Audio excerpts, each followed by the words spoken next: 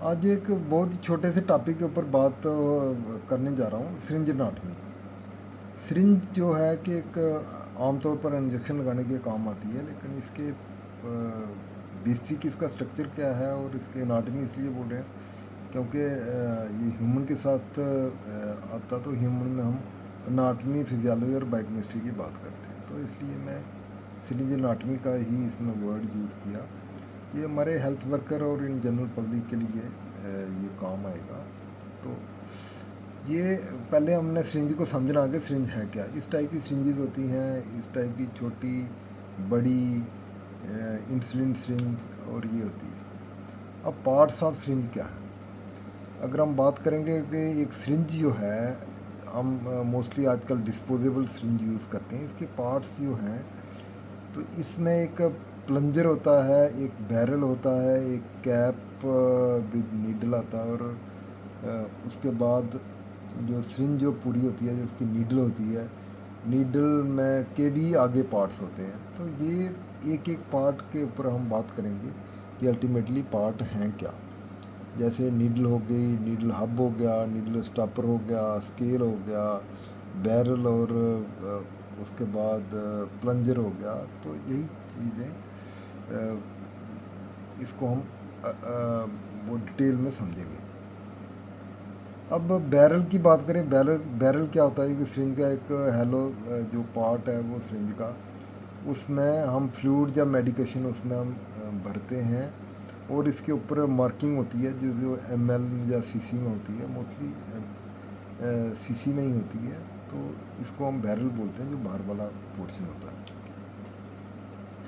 और उसके बाद ये प्लंजर होता है, ये अंदर वाला जो पोर्शन है, जो उसको कोई भी उसमें जैसे राड होती है बैरल के अंदर में, जिसमें फ्लूइड हम भर सकते हैं, उसको पुश कर सकते हैं और सक कर सकते हैं, और इसको बोलते हैं प्लंजर, जो इसका दूसरा पार्ट है। और तीसरा है ये रबर बास्केट एंड पिस्टन। ये प्लंजर जो होता है, इसके आगे ये अटैच होती है ये रबर की जो गैस्केट होती है, मतलब ये पूरा उसको स्नगली, उसको बैरल को ये एयर टाइटली ये स्नगल करती है, और इससे ताकि प्रेशर इसमें मेंटेन रहे, और उससे स्मूथ, इससे ये रबर इसलिए होता है कि इससे स्मूथ मूवमेंट हो जाए इंजेक्शन देने में, और कोई अगर फ्लूइड निकालने हो उसमें भी हो जाए। तो एक इसमें है कि नीडल हब। नीडल हब ये होती है कि जैसे ये मान लो कि ये एक नीडल है, ये नीडल है, और इसका ये वाला पोर्शन है, इसको नीडल हब बोलते हैं। ये नीडल हब इसके ये सिरिंज के ऊपर अटैच रहता है, और इसमें अगर हम बाई चांस कोई चीज़ सक करेंगे तो वो इस हब में रहता, तो तभी इसकी इम्पॉर्टेंस आई कि इसको नीजर, इसको हब भी बोलते हैं। तो हब ये है, ये लाइक लॉक टाइप होता है या स्लिप टाइप होता है। एक लॉक होता है कि जिसमें जो नीडल है वो सिरिंज के साथ वो लॉक हो जाती है, और एक स्लिप होती है कि उसमें अटैच होती है, लेकिन वो आराम से निकल भी जाती है। तो अब नीडल का है, ये नीडल एक मेटेलिक है, इससे मेडिसिन पास होती है। ये इसकी शाफ्ट है, इसको हम वो शाफ्ट ये बोलते हैं।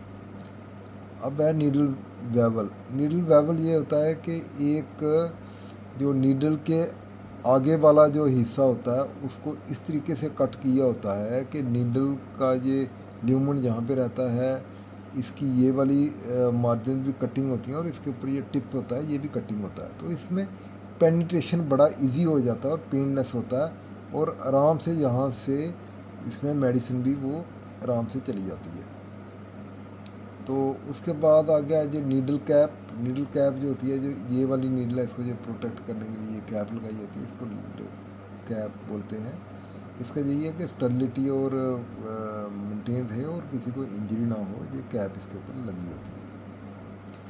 अब flanks, plumber and the thumb rest, ये फ्लैट प्रोजेक्शन हैं, ये दोनों साइड ऑफ द सिरिंज ये रहते हैं, इसको बोलते हैं फ्लैंक प्लंजर्स। और उसके बाद ये थंब रेस्ट होता है, तो ये पीछे से प्लंजर को हम पकड़ के सिरिंज को स्टेबल करते हैं, और इसके साथ ड्रग जो है वो आगे उसकी पुश करते हैं और मूवमेंट होती है। अब उसके बाद है नीडल का टिप। ये फ्रंट का है, ये कनेक्ट है, ये 2-3 टाइप के होते हैं, जैसे सेंटर टिप हो गया, इसेंट्रिक हो गया, कैथेटर टिप हो गया, या एक और टिप होता है। ये वाली हैं जो सिरिंजेस हम यूज़ करते हैं। ये रेगुलर हो गई, ये ड्यूरल टाइप हो गई। इसमें आगे वो नीडल जो है वो स्नगली वो फिट होती है। इसेंट्रिक हो गई, एक साइड में हो गई। और ये कैथेटर टाइप की वो है, इसमें लंबा वो इसका नोज़ल होता है, और ये कैथेटर है। और ये टुमी जो कि यूजली ब्लैडर उसको अगर क्लॉट है उसके लिए आती है। तो यही इनकी है कि अगर डिस्पोजेबल सिरिंज की बात करें तो ये इस टाइप की होती हैं, जैसे इंसुलिन सिरिंज हो गई, इंसुलिन इंजेक्शन की, ट्यूबरकुलर सिरिंज हो गई, ये छोटे अगर इंजेक्शन लगाने उसके लिए हो गई। ल्योर लॉक सिरिंज हो गई, जैसे ये सिक्योर, इसमें नीडल अटैच होती है, इसमें लॉक हो जाती है।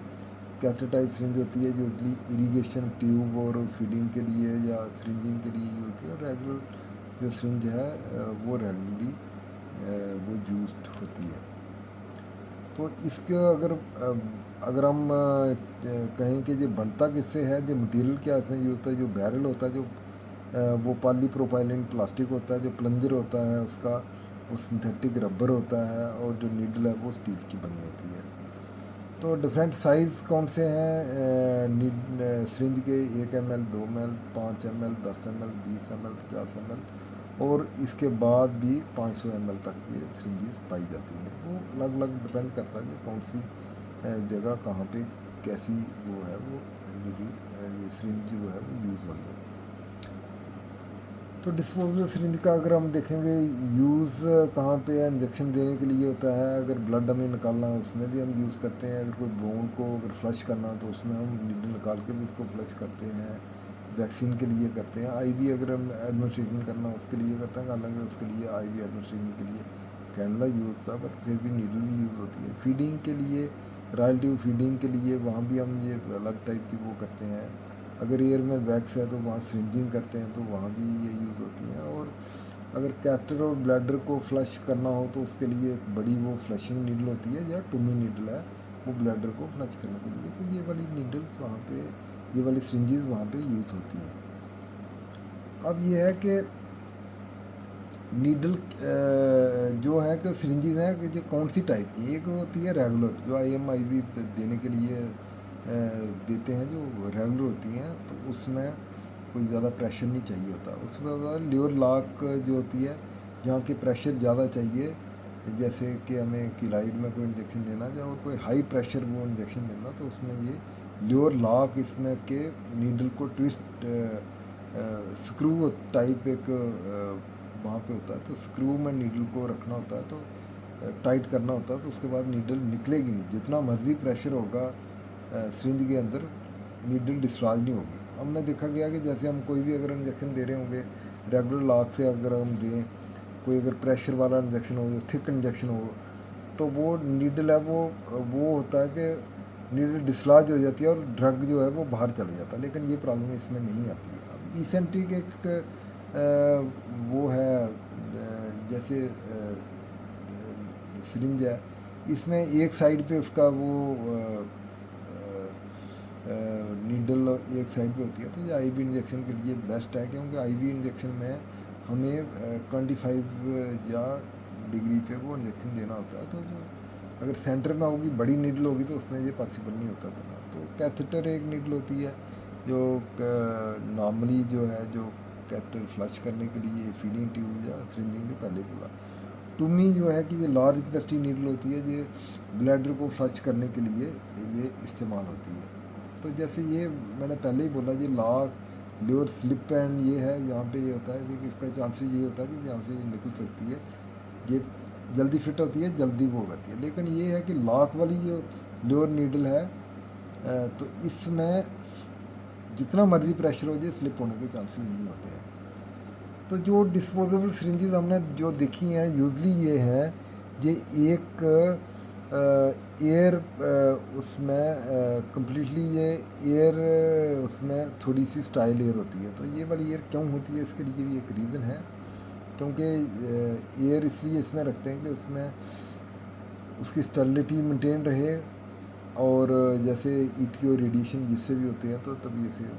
और उसमें दूसरा रीज़न ये है कि एयर इसलिए डालते हैं कि जो प्लंजर है वो उसके साथ स्टिक ना हो जाए बैरल के साथ, तो लूज़ रहेगा तो पिस्टन आराम से मूव हो सकती है। तो वैक्यूम और प्रेशर उसमें प्रॉब्लम नहीं होती, और अगर इंजेक्शन बनाना हो वो भी बड़ा इजीली बन जाता है। तो अगर हम देखें तो टाइप ऑफ जो इंजेक्शन हम देते हैं, ये मैंने पहले भी वो किया था, ये इस टाइप के इंजेक्शन हम सिरिंज से दे सकते हैं। Intradermal subcutaneous, intramuscular, intravenous, intraosseous, intraperitoneal, intrathecal, intradural, intracardiac, intraarticular, intravenous, और ये सारे इंजेक्शन वो दे सकते हैं। और एंड ऑफ द डे यही बात है कि जैसे भी हमें कोई भी अगर वो है सिरिंज, हमें उस हिसाब से सिलेक्ट करनी है जिस टाइप की वो प्रॉब्लम हो, जो हम प्रोसीजर कर रहे हों। और ये है, दैट्स ऑल, थैंक यू।